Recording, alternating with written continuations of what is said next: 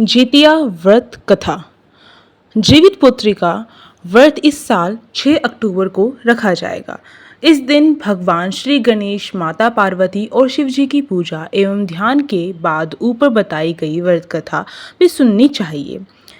इसकी पूजा शिव जी को प्रिय प्रदोष काल में करनी चाहिए। व्रत का पारण दूसरे दिन अष्टमी तिथि की समाप्ति के पश्चात किया जाता है। चलिए शुरू करते हैं व्रत कथा। चिल्हो सियारों की कथा। जीवित पुत्रिका व्रत में चिल्हो सियारों की एक कथा भी सुनी जाती है। वह संक्षेप में इस प्रकार से है। एक वन में सेमर के पेड़ पर एक चील रहती थी। पास की झाड़ी में एक सियारिन भी रहती थी। दोनों में खूब पड़ती थी।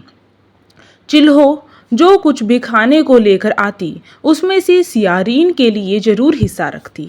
सियारिन भी चिल्हो का ऐसा ही ध्यान रखती। इस तरह दोनों के जीवन आनंद से कट रहे थे। एक बार वन के पास गांव में औरतें ज्योतिया की पूजा की तैयारी कर रही थी। चिल्हो ने उसे बड़े ध्यान से देखा और अपनी सखी सियारों को भी बताया। फिर चिल्हो और सियारों ने तय किया कि वे भी यह व्रत करेंगी।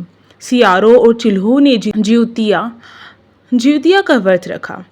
दोनों दिन भर भूखे प्यासे मंगल कामना करते हुए व्रत करती रही, मगर रात होते ही सियारिन को भूख प्यास सताने लगी।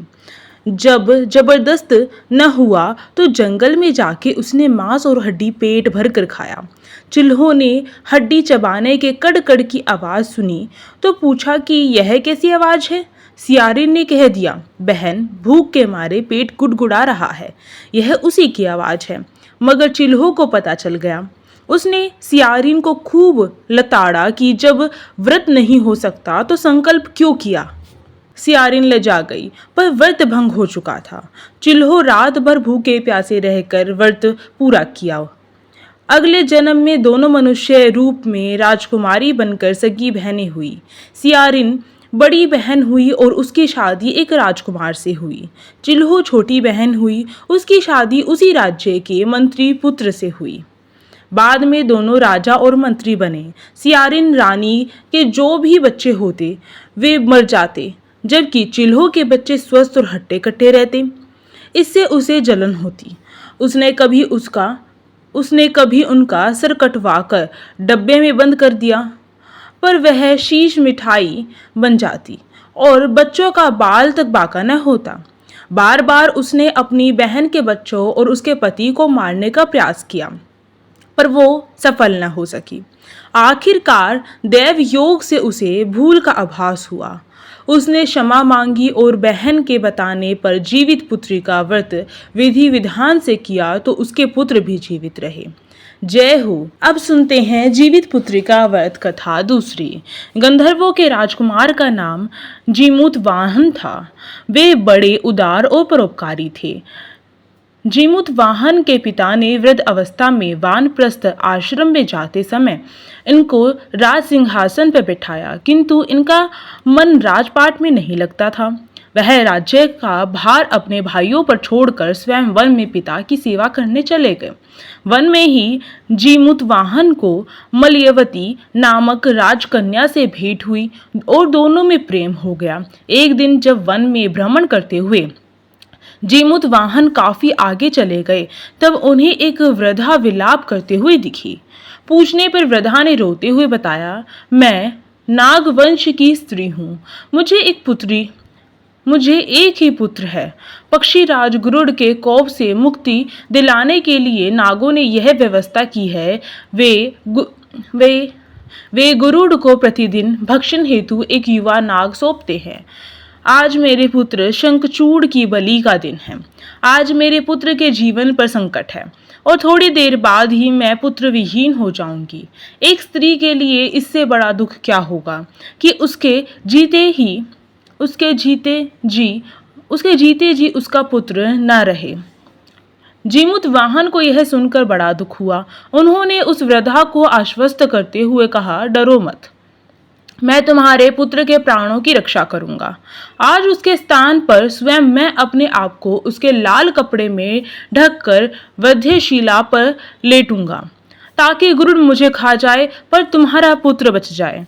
इतना कहकर जीमूतवाहन ने शंखचूड़ के हाथ से लाल कपड़ा ले लिया और वे उसे लपेटकर गरुड़ को बलि देने के लिए चुनी गई वध्यशिला पर लेट गए। नियत समय पर गरुड़ बड़े वेग से आए और वे लाल कपड़े में ढके जीमूतवाहन को पंजे में दबोच कर पहाड़ के शिखर पर जाकर बैठ गए। गरुड़ ने अपने कठोर चोंच का प्रहार किया और जीमूतवाहन के शरीर से मांस का बड़ा हिस्सा नोच लिया। इसकी पीड़ा से जीमूतवाहन की आंखों से आंसू बह निकले और वह दर्द से कराहने लगा। अपने पंजे में जकड़े प्राणी की आंखों में से आंसू और मुंह से करह सुनकर गरुड़ बड़े आश्चर्य में पड़ गए, क्योंकि ऐसा पहले कभी न हुआ था। उन्होंने जीमूतवाहन से उनका परिचय पूछा। जीमूतवाहन ने सारा किस्सा कह सुनाया कि कैसे एक स्त्री के पुत्र की रक्षा के लिए वह अपने प्राण देने आए हैं। आप मुझे खाकर भूख शांत करें। गरुड़ उनकी बहादुरी और दूसरे की प्राण रक्षा के लिए स्वयं का बलिदान देने की हिम्मत से बहुत प्रभावित हुए।